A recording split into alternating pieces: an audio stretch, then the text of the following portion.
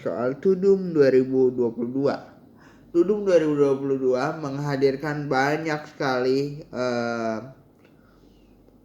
project dari Netflix dan kita akan membahas beberapa yang menurut aku menarik. Yang pertama ada Enola Holmes 2. Enola Holmes 2 adalah kelanjutan dari bisa dibilang series Netflix yang pertama kali aku nonton sebenarnya begitu aku langganan ya. Aku nggak pernah nyangka akan berlangganan Netflix sebelumnya gitu kan.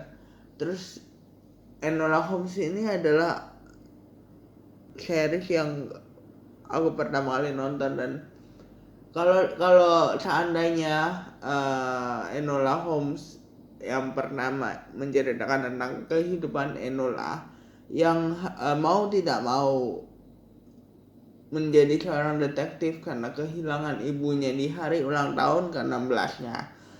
Di Enola Holmes kedua ini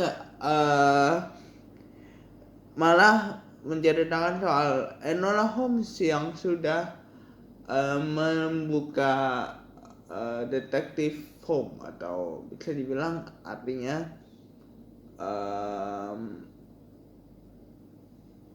kayak tempat seseorang mengadukan kasusnya dan ingin menggunakan detektif untuk menyelesaikan kasusnya. Enola Holmes di sini masih digambarkan ceria, masih digambarkan sebagai sosok anak yang ceria dengan tanggung jawab baru di detektif home-nya, dan masih ada karakter Sherlock Holmes di sini yang aku pikir adalah seorang kakak yang angkuh ya, yang berusaha tegas untuk adiknya tapi malah menyulitkan menurut aku di beberapa case gitu kan. Nah, sepertinya Enola Holmes akan terlibat penuh dengan kasus yang dia selesaikan sekarang gitu ya. Enola Holmes akan terlibat penuh dan akan melibatkan juga Sherlock Holmes di sana. Entah kenapa melibatkan Sherlock Holmes juga, apakah Enola akan dijebak atau tidak, aku masih belum tahu karena ini masih berupa teaser. Masih banyak misteri yang akan terus menjadi misteri sampai nanti si seriesnya tayang di bulan November ini. Oke, ada update kedua dari Squid Game 2. Netflix Tudum akhirnya meng-tease Squid Game 2 dari menjadi salah satu panelnya. Dan Squid Game 2 ini men-tease kita beberapa hal seperti frontman yang bisa dibilang menuangkan ikan di salah satu scene gitu ya, entah buat apa. Aku yang penasaran dari Squid Game itu adalah kenapa nih si peserta terakhir ini 156 ini atau 356 ya, pokoknya di si karakter utama ini kenapa balik gitu ya, kenapa dia mau untuk meninggalkan impiannya untuk menyusul anaknya ke Amerika, dan kenapa harus kembali, dan apakah dia masih peduli dengan Squid Game di tahun depannya, apakah dia ingin menolong atau ingin terlibat langsung di Squid Game tahun depannya setelah menang dan membongkar semuanya. Aku masih belum tahu gitu ya. Yang jelas di sini sepertinya akan lebih tease soal actionnya, karena memang si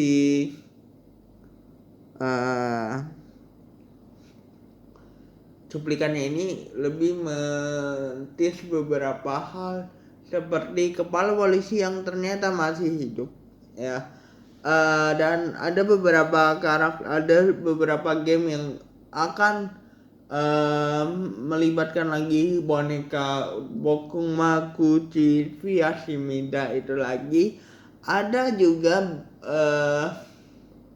mungkin Squid Game ini tidak akan lagi fokus kepada games yang ada di dalam, tapi bagaimana sih orang di luar itu membongkar kebusukan dari acara Squid Game yang diadakan setiap tahun. Itu sebenarnya yang menjadi fokus, dan bisa dibilang masih ada satu lagi yang akan aku bahas yang menurut aku cukup menarik sih, yaitu adalah the School of Good and Bad. Koreksi kalau aku salah sebenarnya, cuman aku ngerasa series ini akan menjadi series yang sebentar lagi akan tayang dan mengingatkan kita kepada Harry Potter. Series ini dia bilang bahwa series ini akan menjadi series yang mempersilahkan kalian untuk bisa dibilang menjadi diri kalian sendiri, dan sekolah ini akan mengakomodir itu.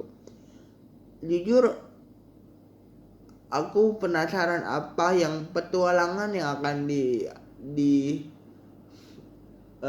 menjadi fokus di film ini ya. Ada lagi ternyata yang akan aku bahas, yaitu The Mother. Jennifer Lopez kembali dengan satu film Netflix yang menurut aku cukup menarik, yaitu The Mother.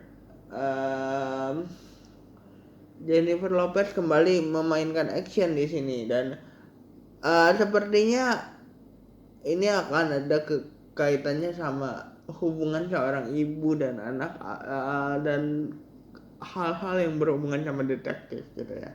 Sama seperti seri-seri Netflix yang berhubungan sama action yang akan menjadi series yang cukup keras sepertinya gitu ya. Yang berikutnya The Mother ini juga akan mengingatkan aku sama The Gray Man yang sebenarnya series klise tapi menarik untuk coba ditonton. Money Heist Korea juga ada di sana. Money Heist Korea, kita tahu lah menurutnya Money Heist Korea pasti akan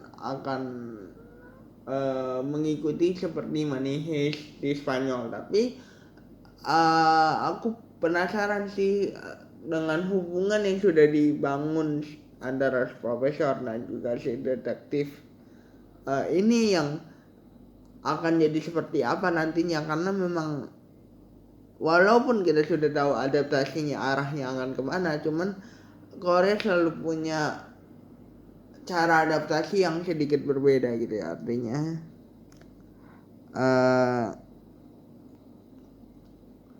selalu punya cara pembeda sendiri sih. Apakah hubungan ini akan dibuat lebih dramatis lagi seperti drama Korea seperti biasanya? Aku masih penasaran tentang itu, karena Korea selalu punya cara adaptasi yang berbeda. Artinya masih cerdas untuk tetap menggunakan pakemnya, artinya tetap mengikuti Money Heist yang seperti biasa, tapi Korea itu selalu punya cara bagaimana ada sebuah adaptasi dari series lain atau dari negara lain akan menjadi miliknya. Korea itu selalu punya cara sih sebenarnya. Yang berikutnya aku akan ngebahas soal Pinocchio. Setelah Pinocchio yang sedikit mengecewakan dari Disney. Sekarang kita dihadirkan sama Pinocchio yang lebih simpel lagi sepertinya. Bukan mengecewakan sih, yang di Disney itu memang live actionnya dibuat seperti itu. Sekarang Netflix menghadirkan Pinocchio versi lain yang dimana dengan sudut pandang yang berbeda juga gitu ya, dan dia menggunakan teknologi stop motion. Sepertinya Pinocchio ini akan menjadi setipe gaya animasinya seperti gaya animasi Netflix biasanya, seperti yang sempat menang di Oscar gitu ya, dan seperti gaya Pinocchio dengan versi live action yang dulu pernah aku tonton dari jauh sebelum Pinocchio Disney dirilis tahun 80-an. Itu beda banget kan gayanya antara Disney dan juga yang bukan Disney, itu kan gayanya beda banget, dan aku pikir itu yang akan coba diangkat sih sebenarnya. Dan itulah yang aku bisa review dari Netflix Tudum 2022. Nah, ini hari tahun pertama aku ikut Tudumnya. Mudah-mudahan aku bisa ikut lagi di Tudum tahun 2023, karena aku pikir series Netflix atau project Netflix juga lumayan cukup bagus.